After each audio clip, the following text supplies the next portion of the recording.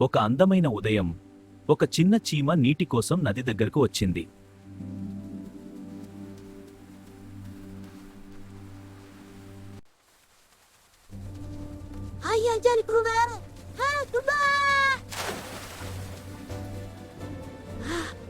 నన్ను కాపాడండి.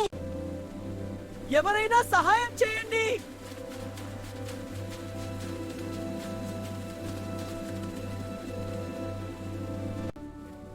ఈ ఆకు మీద ఎక్కు చిన్నవాడా.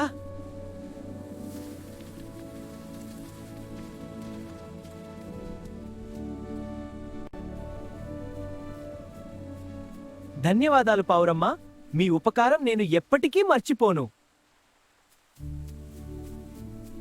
కొన్ని రోజుల తరువాత ఒక వేటగాడు పావురాన్ని లక్ష్యంగా చేసుకున్నాడు.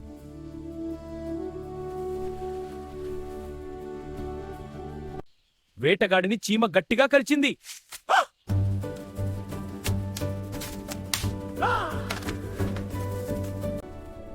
ధన్యవాదాలు చిన్న చీమ, ఉపకారం ఎప్పుడూ వృథా కాదు. మరిన్ని నీతి కథల కోసం మా ఛానల్ను సబ్స్క్రైబ్ చేయండి.